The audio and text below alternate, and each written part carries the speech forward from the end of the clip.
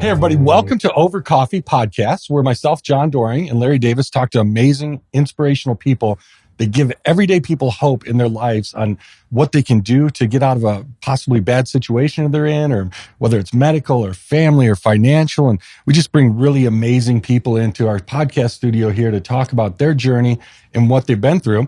And today I'm blessed to have a really good friend of mine, Chuck Keels, here with, I've known for probably 4 or 5 years now. Fantastic guy. And he is the founder of Living Hope Cancer Foundation. And Chuck, you're a cancer survivor. You've been down the road and you've come out the other side. Tell us, man, what happened, buddy? Stage 4 cancer survivor. Yeah. Yeah. Just not your ordinary story. Basically was diagnosed with stage 4 prostate cancer in 2015. I was living out in Gilbert at the time. It all happened at Gilbert Mercy Hospital. And it was so bad by the time I drugged myself in there that the diagnosis came down stage 4. And they said, there's nothing the medical industry can do. Oh, man. And 8 years ago, they said I had 3 months to live, maybe. That's and I was melting, so it wasn't like they were just saying this. Right. Just if you've seen me, you're like, this dude's checking out. Yeah. And I was the dude, you know? Yeah. And so the plan was just to get my boys to Ohio so my family can take care of them, because I'm melting away from stage 4 prostate cancer that had got into my bone marrow, lymph nodes, and everything. And the day we're supposed to fly out of Phoenix, I suffer a spinal collapse, and it changed my whole direction. Oh, gosh. Ended up at a hospital in Central Phoenix, emergency surgeries, and had something really, really amazing happen there. And that was, I had emergency surgery, and then in the recovery room, the room turns cold, and I look up, and there's somebody standing there, and I'm kind of like, is it a doctor? Is it a nurse? And he reaches out and touches my shoulder, and I actually heard in my head, you're in the presence of Jesus. Oh my gosh, that's incredible. I'm flipping out. Yeah. I mean, I'm like, why me? And what's going on here? What was that? And the amazing thing that happened was after that, that day, the nurses come in and they're giving me all my drugs, steroids for shrinking tumors, bone strengtheners. And when they got to the pain meds, they said, your pain meds are as needed. So on a scale from 1 to 10, how bad's your pain? And remembering, here's Chuck melting away and body breaking down. That morning was on liquid morphine. And when they said, how bad's your pain? I kind of analyzed my body, and I was like, I don't feel any pain.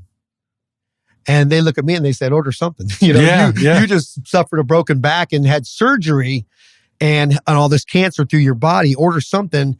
And I said, I don't like taking aspirin. I don't want to take a drug if I don't have to. Right. From May 2026 to right now, 2015, something amazing happened. And me and Larry were talking a little bit.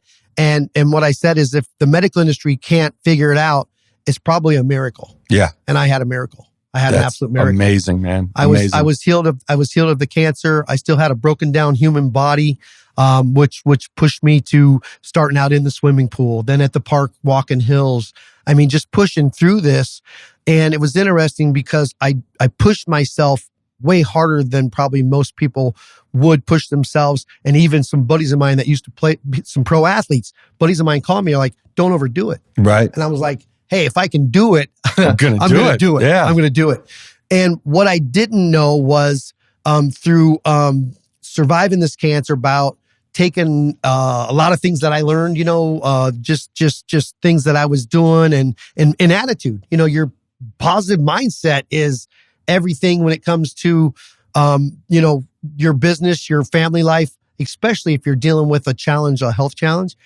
And what I didn't know was all these things were going to end up becoming my own foundation. Wow. Yeah, totally. Right. Which is just absolutely ridiculous. I can't even believe it. So the process, I mean, as you sit here today, you're clear, you're good. Yeah. So I actually still have to go every 6 months for a checkup. After your cancer, you're going every week and then every month and then every 3 months, and mine's every 6 months. And it's kind of interesting because most people before their scans start kind of, getting edgy and kind of flipping out like, we don't know what's going to be happening inside of my body. I get excited about it because I'm not going in there to see if I've got cancer. I'm going in there to tell everybody in there my testimony. Yeah, that's and fantastic, I'm sitting with people going through chemotherapy and stuff that are freaking out and telling my story. And what I realized was just by telling my story and what happened with me was something pretty cool called hope. Sure. Real hope. Hope. Not manufactured or marketing ploy, hope, the sign. When you tell the story and all of a sudden you see the change in their demeanor and they're like, wait a minute, tell me about this and tell me about that. And what do you do? And I'm like, I'm into juicing and I'm into essential oils and I pray and I meditate. I do anything. You get the mind going in the right direction so that you can fight this battle and win this. And I start talking to cancer patients.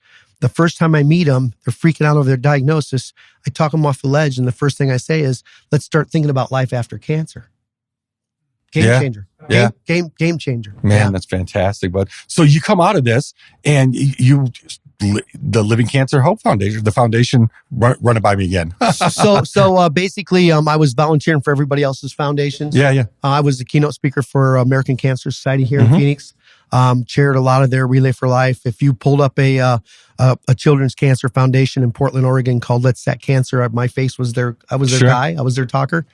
And what happened was I learned a lot about foundations and figured out with all the people calling and asking for help and cancer running wild these days, younger people getting it at younger ages, rare forms. Oh, the doctor's never seen this or this is very rare. So I'm seeing cancer outrunning us and the medical industry. And so that became the birth of Living Hope Cancer Foundation, was a foundation that coaches people, positive mindset, off the ledge. We got on our website, getupandlive.org, there's just a ton of free videos. So if I don't get a chance to chat with you today, you can pull up my website, or if we just meet, or say your neighbor told you about, hey, you got to get a hold of this guy, Chuck, and you got to, get into this group because this is a game changer. Before they even meet me, they're going on the website and they're watching, 20, 30, 40, 50, 60 videos about cancer and a little bit of everything, including like the mindset. The mindset. Yeah. So how big is the mindset when you're going through this process? Well, I mean, like I said, mindset is really everything in everything we do in life. Sure. As a real estate agent in Ohio, I was taught if you can see it, you can believe it. Or if you can believe it, you can see it. And so basically mindset is huge. And it's really important when you get into a health situation to go from that fear, and the doctor just said the word cancer and they're freaking out. And so one of the first things I say when I get somebody on the phone is, it's a sentence, not a situation. It's a situation, not a sentence. It's a situation, not a sentence. Because when people hear the word cancer, and I dealt with new calls this morning, new people I never spoke to before. And they're saying, a week ago I was diagnosed with cancer. And you can hear it in their voice. And I say right away, this is a situation. It's not a sentence. It's how you handle it. And when you start changing things there and you start, okay, what are we going to do? And I call it boots on the ground. That's when you put them into action. They might start, get a juicer and start juicing, start giving their body some healthy things. Their meditation and prayer time might go to a complete different level, or maybe they might start it for the first time in their life because they just didn't need it in the past. And all of a sudden what's happening now is the positive mindset kicks in. And it's a fun story for me to tell because I always get people juicing because you got to get some nutrition in your body, especially if you're getting a treatment and it's depleting your body. It's just eating you up. And so what happens in that situation is, I tell them, let's get a juicer, let's get some organic produce and order everything, get everything. I don't care if you order on Amazon or go to Walmart or whatever you do, but get it and then call me. They call me, and what I hear on the phone is, all right, Chuck. All right, dude. I got it. Let's go. Yeah. And I talk them through like how to start their first juicing process and putting this product in their body. And I'm laughing the whole time inside because it's not what they just said. It's how they just said it. Yeah. Their mindset is starting to change. Right. They went from, I was dying on the couch when I first talked to you last week to, come on, let's go. What are we doing, dude? I'm in. That's amazing. It's really amazing. And when you hang up from those phone calls, you know that I know that I'm doing what I'm supposed to do. Yeah. That's my purpose in life, is to coach people. And the launch of the foundation was kind of interesting because really it was nothing changed. We were already coaching and loving on cancer people all over the country and around the world. And then with this journey and then the actual launch of a 501c3 nonprofit so that we can help more people. Now we got to pay for a website and we got to grow this and we got to put the videos on it. So when we looked at that, we're like, how do we do this? We needed help. We needed some financial backing and stuff. So we got some pretty cool things going on right now. And I do crazy stuff. Yeah, absolutely. Done some really fun stuff too, for sure. I rode a bike last year from San Diego to St. Augustine, Florida, 3,000 miles. Yep.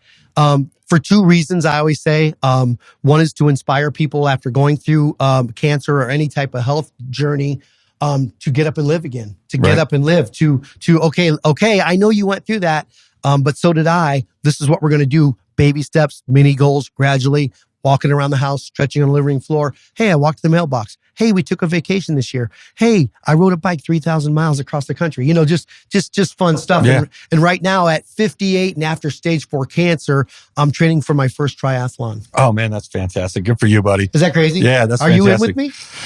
Yeah, you know what? I'm not yet, but I love the idea. Come on, John. Let's do it, man. I love the idea. That's fantastic. Get up and live, baby. Yeah. So Living Hope Cancer Foundation, what do you do? Tell people what it is on a day-to-day basis. It's a good question because if I don't tell people what we do, they you get a call 3 months after someone's been diagnosed, and I want to call 3 days after they've been diagnosed. And the reason being is because that mindset has to be taught. And they also, something you're not going to hear from your doctor unless you have a natural doctor or a dietitian involved, is you're not going to hear about the herbs and the teas and the oils and the things that also, can shrink tumors and clean up cancer in your bloodstream and stuff like that. So my job as a cancer coach is all of the above. The positive mindset coaching, you're going to start on a couple different products that I really like. And I'm working with doctors in Germany and India and stuff now. And they're getting patients on this stuff that are shrinking tumors. And you're not going to hear this from your doctor. It's just something they don't talk about. And like I said, unless you specifically go to a naturopath or a natural doctor. So just a conversation. It's a different conversation if you maybe hire a cancer coach or you get into a cancer situation, and you're working with somebody that this is, what they really see as a career. It's a complete different situation or a conversation when you're talking to somebody that actually has been through cancer. Yeah. So Chuck, going back before all this, what were the symptoms you were having that led you to the emergency room? So first of all, I have something that I call the male mentality. I'll be okay tomorrow. Yeah. And totally I kept putting it off, kicking the can down the road. And what happened was, first it started just some tiredness, which I go, 110 miles an hour all day long. Yeah. And I was bogging down 3-4 o'clock. I'm like, what's going on? Then I noticed my hair was getting weird. And then I started having aches and pains, and the pain in my body got worse and worse and worse, because there was cancer running wild and it was metastasizing or damaging the bone in my body. And that's what led to the spinal collapse, the compression fracture. Was the cancer was eating away at the bone to the point where it could no longer hold me up. Yeah. And I got up to walk down the hall and fell face down. And so there was that actually the breaking of the spine happened after the diagnosis. But at that time, they said, bubble wrap yourself before you go out the door because your body's becoming very, very fragile.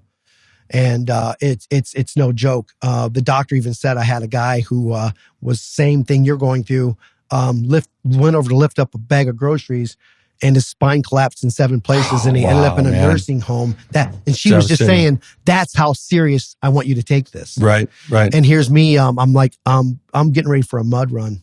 Yeah, man. I'm like, they were like, shh, don't say that. Don't say that. Absolutely. And I was like, I'm telling my boys, we're going to do a mud run. Yeah. And my doctor was just flipping out. Oh man, that is such a crazy thing. But you know how it is, so you got this percentage of people that if you tell them you can't do that. Yeah. What are they going to do? They're going to do it. They're going to go do it. Yeah. So I'm one of those guys, but I also recognize the other, percentage of the people in this country or around the world that won't do it Right. and need a spokesperson, need a coach, need somebody to Sure. inspire them. And the thing is, what I always tell, if, they can watch stuff on social media and all of our videos and stuff like that, but even stronger than that, watch me. Yeah. Watch me. I'm always on the go. I always push the things to their limit. One of my favorite sayings is, you do not know your limitations until you test them. Yeah. How do you know? Well, my doctor, I had a lady on a couch. I walk into her house. She's on her couch. I said, you got to get up and stretch and, move, and take a shower and get be up human and live, again. Right? Wow, my doctor didn't say I could do any of that stuff. Yeah. Your doctor never had cancer. I'm here to tell you, you're going to start slow. And one of my favorite stories, lady in Atlantic City, 3 years ago was introduced to her, really nasty breast cancer situation. She's still with us right now. That's fantastic. She went from on the couch to I'm stretching to I'm juicing to I'm walking around the block with my dog and husband to guess what? We're going to go on a vacation. Yeah. And I said, good for you. Get out the door and go. And I get text messages on my phone 3 weeks later. She's swimming with dolphins. Man. And I'm like, great. I'm jealous. Yeah. I want to be there swimming with dolphins too. Yeah. And so it's that positive mindset, and it is everything in this journey. And you can say, well, I don't have cancer. A lot of people watching are like, well, this may not pertain to me. I don't have cancer. But doesn't that positive attitude, isn't that everything in life? Yeah. And will get you through anything. Anything. Yeah. Anything. So, I basically, the foundation's going really well right now. And I've been super busy. I bought a little RV. Yeah, which I love. It's fantastic. Brought it up here. Yeah. I had to show it off because I'm like, I can't even believe I got this thing. And God's just working all over in my life. And so last year I did 52 speaking events around the country. Man, that's I did great. 3 in the Big Island of Hawaii. Yep. I went to the Netherlands for 14 days. Yeah. My from this guy that designed landscaping and swimming pools in the Phoenix Valley, and I love my life because I'm an Ohio boy, and I thought, man, I'm outside in Phoenix, sun all year round. I was digging it, I was loving life, but nothing like what's going on now. Right. And the reason why I brought that up is simply because stage 4 cancer, all through your body, a doctor saying there's nothing we can do and go home and you might have 3 months to live. Is that not a dead end? Oh, totally, is that not a dead end? Yeah. And so if you look at things in life like they're a dead end, there may be things in life that has, messages, lessons, and blessings to prepare you for something that's coming around the corner. Yeah. And that's why I encourage people, just don't ever give up. Right. Just don't give up. Keep plowing forward. And when you're having a crappy day and you don't feel like getting out of bed, call Chuck. Yeah, call me up. I'm ready. I'm ready for the phone call, and we're going to do this together. So it's an interesting journey that I'm on. So, you give so much hope and inspiration to people because of what you've been through.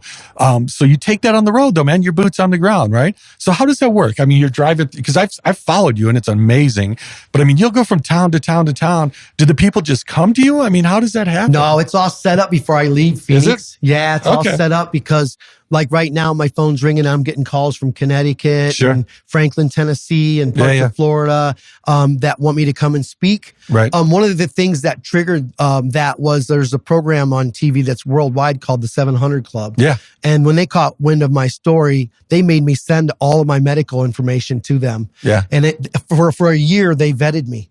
They went through with a fine tooth comb and they called me up and they're like, we love your story. Yeah. So they sent a movie crew out here to Scottsdale and filmed my story. And when it viewed, this is a few 2.5 years ago, but people are still seeing it now. Like, where'd you find me? Oh, I seen you on YouTube on the 700 Club show. Oh man, that's great. But when it hit the 700 Club, it went out there and the phone started ringing. And can you come and speak for my business, for my church? We have an inspirational breakfast. We have this, we have that. And so that's what started. And now that I've been around the country, 3 times now, the calls it's getting bigger. But also as a guy that at first I was taking everything. I was like, I'd walk into a room and there's like 8 people there in Florida, and I'm like, where is everybody? Right, But what I realized was that started to cause the ripples. Yeah. Because even if I wasn't in Florida the next week, they were telling people about my story. They're like, And so that's what's happening now is I've learned through the experiences as far as just instead of taking 52 speaking events and going from town to town in this RV and just completely wore out Right. of is picking and choosing and saying, I got 3 cities down around Port St. Lucie that want to do a speaking event. I'm just going to do one and we're all going to go there. Yeah. So I'm learning, I'm trying to be smart about it. Well, it could burn you out too. I mean, you can't, On the way back across the country, I was in the RV for 3.5 months. Yeah. I did 32 speaking events on that part of the year. Right. And on the way back across the country, I was on fumes. Yeah. I was like, all I wanted to do was get back to the valley, take my dog for a walk, hang out with Chill John out, and Larry, totally. Yeah. But yeah, it was a learning experience. And also now, like say, like in May, I have 3 speaking events in St. Louis. So I actually will just fly in. Sure. I'm working with a church, a business, and the fire department there. Wow, that's great. And speaking for those groups and then flying back. Yeah. And you know how it is. You plan these events. I always call the events my staples. Yeah. Like this is an event, this is the event, this event. The cool story is between the event, staying at someone's house or having dinner with somebody. The one-on-one, right? The one-on-one stuff is what blows my mind. And that's what I call my God story. Yeah. That's what, I'm not even thinking about that. And I'm sitting there at dinner with a family or a group of pastors and I'm in these crazy situations now. And I'm sitting there laughing like, I didn't even see this coming. Yeah. And that is maybe more valuable than the event itself that got me there. Well, so talk a little bit. I mean, it's a foundation and you're traveling and giving hope and inspiration to people. It's fantastic, but it takes money at the end of the day, right? Yeah. The hardest thing now is this month we turn 4 years old. So we're still a baby, man. Yeah. a baby, Totally. And there's a lot of places that wouldn't even look at me until we were 3 years old. They're like, these things come and go, they melt away. It's just like starting a business, you know, of course. A huge percentage of them, they're not around any longer. And so it took 3 years just to get some of the bigger organizations to look at us. And so, basically the reason is because, I can sit at my desk and I can do things on the website. I can change things on the store. I can put up new things, take down new things.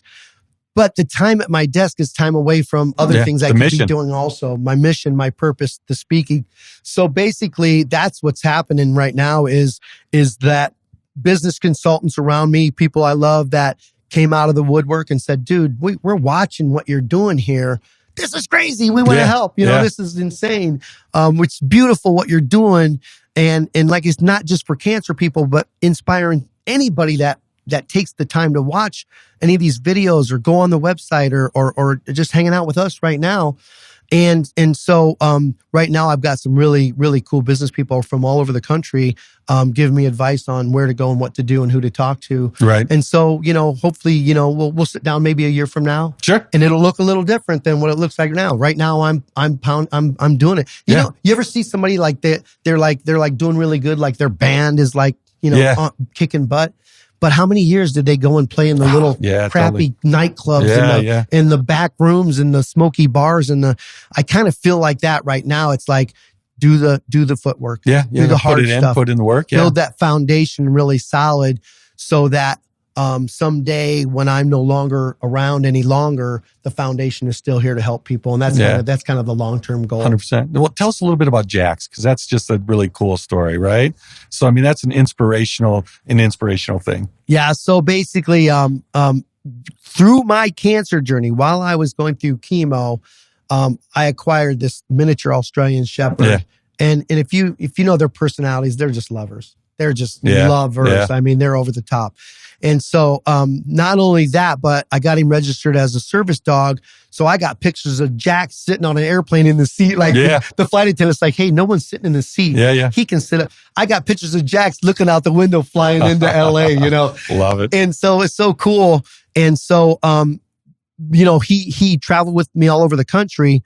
And so what I wanted to do was, there were so many people, and it might just be, walking into the grocery store to get some groceries with him and his service collar on, and everybody like, can I pet your dog? And then the little kids were like, can I take him home? And it was the craziest thing. And I was like, everybody wants to take Jax home with them. How could they take him home? Yeah. And I found it took like 6 months of chiseling away, and I found a company that duplicated my dog Jax. Yeah. It looks exactly like him. I got one in another room. It's a stuffed animal, and the collar says Jax for Hope on it. And a little tag on the tail says free cancer coaching, getupandlive.org. Yep. And we've actually sent over 400 of these around the country. Great. And you know how it's one of those things where I'm talking to somebody and say, by the way, give me your address. I'm going to send you something. Yeah. You send them a Jax dog, not, just like we want to let you know that we're thinking about you and we're loving on you. But the pictures I'm getting of the people with the Jax dog taking them everywhere, in chemotherapy, in all their hospital rooms, in their home, wrapped up in their blankets that day because they had chemo 3 days ago and they feel like crap. And they got this Jax dog and they are smiling. Yeah. And I'm like, no way. So the love that the Jax dog is spreading around the country is actually really, really cool. Yeah, man. I absolutely love that. It's so cool. Yeah. So where are you going from here? Like I said, I'm kind of being a little more picky about as far as the travel and the time, just because of just being human and exhaustion setting in. Like I said, I'm training for a triathlon that's going to happen in a couple months, and I'll probably want to do a couple of those this year. Sure. So that's allowing me also to train with my two boys, who that's kind of a cool thing. Just that time I'm spending with them in that season, because I know, a girl's going to get their attention or something's going to happen. Yeah. And, they won't be around so much. So we're loving that time right now. And then basically the Cancer Foundation is growing leaps and bounds. So I'm just doing everything I can to keep up with it right now, to make sure there's updated stuff on the website, to make sure there's plenty of information out there. And awareness is a huge part of that. So, we're doing things to make people aware of the foundation. Yeah. But yeah, I mean, if I mention I'm doing something, local news, national news will pick it up. Yeah. I've gotten some interesting phone calls I can't really talk about right now, but you might see me on some crazy talk show or something. That's great. But yeah, we're just going to keep doing everything we can do to keep getting it out there and getting that awareness. And this is something crazy too. How about social media these days? Oh, it's insane. Yeah. Social media. Yeah. And I had a landscaping business where I paid for my advertising. Yeah. Big bucks every month, right? Right. I've got 35,000 people on TikTok following my cancer journey. And I'm like, come on. Yeah, man. What is going on? It's blowing up, Yep. But yeah, my social media has been a huge part of the growth and the awareness and the questions that come in. The guy that actually told me about maybe riding the bike across the country became a cancer patient of mine. Oh, wow. In Maine. Right. And I said, where'd you find me at? I found you on TikTok. Oh, and I'm like, you got to be kidding me. Man. That's crazy. And then he's like, I'm an avid cyclist also. I bike. I'm still biking through my cancer. I go, you are? Right. And he said, you should get a road bike. And I said, yeah, you're right. I think I would like that. And so I bought a used road bike. Yeah. And 6 months later, I left out of San Diego and rode for 75 days. I followed that, man. That was a lot. St. Augustine, Florida. Some adventures there. News buzzing around. There was cameras. I was like, what's going on here? But it's just like I said, it's awareness. It's letting people know who Living Hope Cancer Foundation is. Yeah. It's a mix up sometimes because our motto is get up and live. Yeah. And I even have I can't even pull it up right now. It says get up and live right here. Yeah. I'll tell you this. This it's right here on the shirt too. This is happening right now. There's you ever heard of a little tattoo place? It's temporary tattoos called Conscious Ink. I have not. No. Been around for about 6 or 7 years. I just thought it was cool because they look really cool. Yeah. But they're temporary. Right. They're making a get up and live tattoo that we can send out to cancer patients. So I want to get like everybody out there wearing a temporary get up and live tattoo. Well, whatever, you see some of these pro ball players and stuff. But we're gonna blow that up and make people smile. Yeah. By something as silly as that. But we're getting a lot of recognition and we're getting a lot of feedback and we're getting a lot of contacts from some bigger organizations now that not only want to help because it's the word cancer is labeled to it, but I think that the slogan "Get Up and Live," it's great. It's pulling people in, and what I didn't realize when we started saying "Get Up and Live," I didn't know it was not going to be just physically because of cancer. And then mentally because of what we got to deal with on the mindset, but even spiritually. Yeah. People are like, this is cancer, dude. What do I need to do here? And I'm like, this is all the stuff I do, and prayer and meditation and, walks in Sedona. Like, all right, God, what is going on here?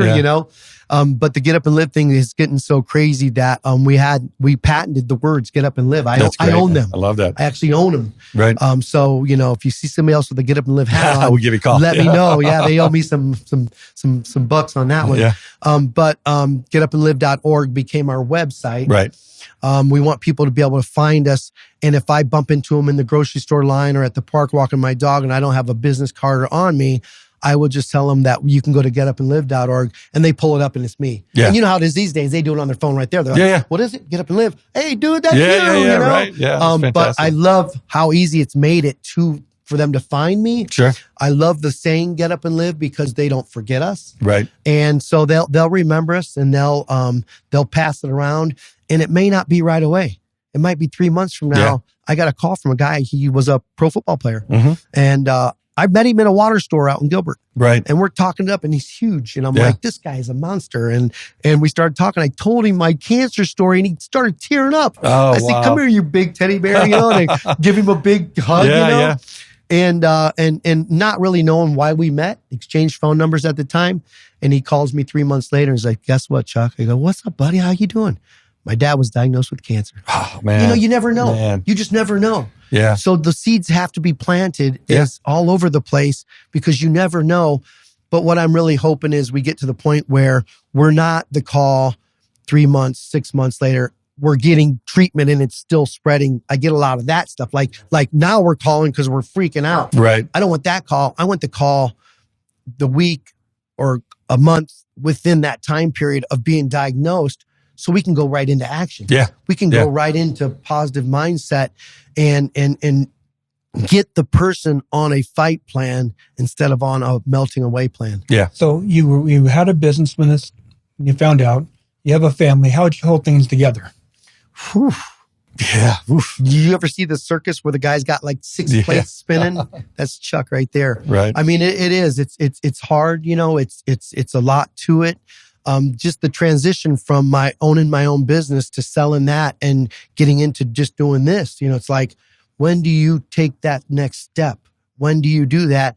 And as an entrepreneur, you got to do it. Yeah. Every entrepreneur got to that ledge and said, do you jump or do you just go back in and put your covers over your head, And so I got to that place and it was time to jump. And so, I always believe in something that I call all out massive action. Yeah. If you're going to do it, do it all the way, right? Yeah, really do it. Don't tippy toe in there and then people feel sorry for you. He did this, he started a business and it folded, and go out all massive action and make it happen. And just because of that crazy mindset that I was born with or my parents taught me or whatever it might be, it's allowing me to make a lot of amazing things happen. I just never thought it would be in the cancer industry. And so, I've got an easy philosophy. I never wanted to be in the cancer world. Yeah. It's tough. It sucks, man. Man, totally. You're dealing with people and whole families and communities. Yeah. Somebody was diagnosed and all of a sudden they can't believe it. And through this journey, met a beautiful young lady who already had cancer when I met her. Yeah. And we became partners and started the foundation together. And beautiful Hannah's still on my website. So when you go on there and you see her, you're going to know this was my beautiful wife the last 4 years, but I lost her last year to cancer. Yeah. And so now not only am I out there coaching cancer people, which sucks because it's tough and you deal with the negativity and all of everybody's bummed out and you got to cheer them up and talk them off the ledge. And, okay, we're going to get into action. All right, come on, team, let's go. But also now, this is just something that I can't even believe. I'm coaching people after they lost a loved one. Yeah. But after you lost a loved one, it's what could there be two worse things in this world? Well, if there's a guy to do it, it's you, buddy. I don't want to do it, John. Yeah. I don't want to do it. You've been called for it, my man. I'll sell some houses, man. We'll have some fun here in the valley. Yeah. No, but I've questioned that. And there's times I was like, I don't want to do this. Yeah. And God just kept saying, you're getting better, keep going, you're getting stronger. And that's what's happened. Yeah. I've matured into this position of just loving on people in the hardest times of their life. I guess I'm the guy for the job. So there it is. I mean, that's Chuck Keels, Living Hope Cancer Foundation. John Doring, Larry Davis, just bringing you another amazing episode of Over Coffee with just crazy inspiration from amazing people, man. Thank you so much, buddy. Thanks for having me, guys. I really appreciate it. Absolutely. Absolutely. Love it.